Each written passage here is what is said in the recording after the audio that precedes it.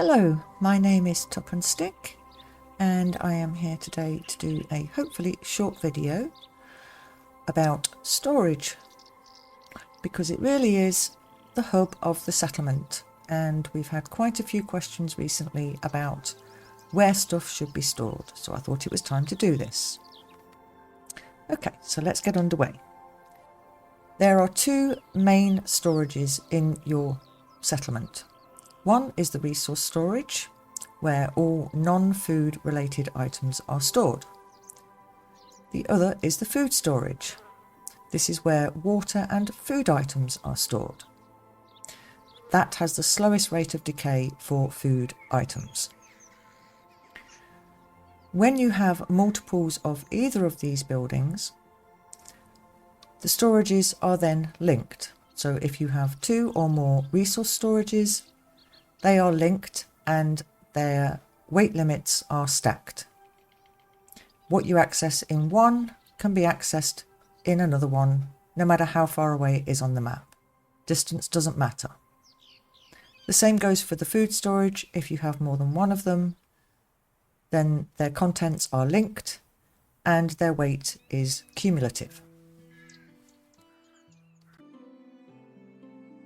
Okay, so the reason these two buildings are the centre point of your village is because everything that is needed in any other building or produced in any other building is taken from or put into one of these two storages. Obviously, normal resources go into the resource storage and food items go to the food storage. And only these two buildings are checked when the game is checking availability for items for quests, challenges, or the management screen information. And I'll just demonstrate the management screen information for you. Here, the food demand.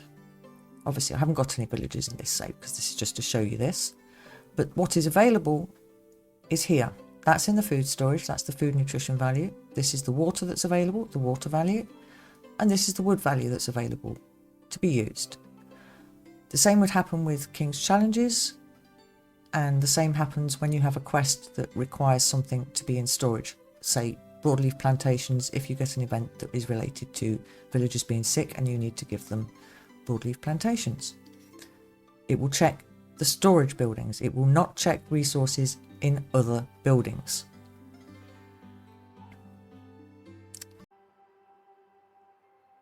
If you're unsure which storage an item should go in, it does tell you that in your inventory.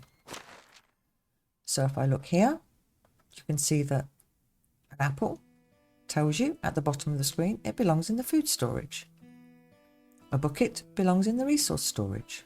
Tools belong in the resource storage. And when you actually interact with a storage and select an item, you can see it goes green if it's the correct item. It is red if it's the incorrect storage.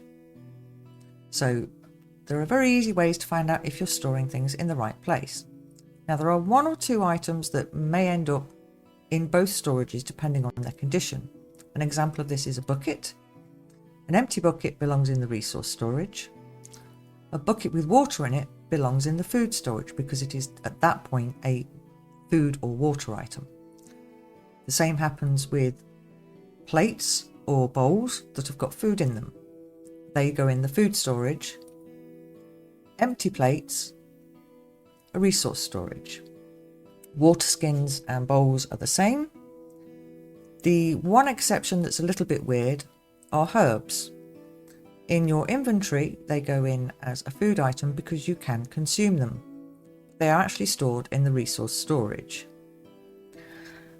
Grains is another one that might be a little bit confusing because although they can be made into food items, they cannot be consumed as they are, so they are stored in the resource storage until they are turned into something that is food related. Now, the last thing to comment on is what is the purpose of storage in the other buildings then. Say, for example, over here we have the wood storage. And you can see this is empty. And the chests in these storages have one purpose only as far as game design goes, and that is overflow.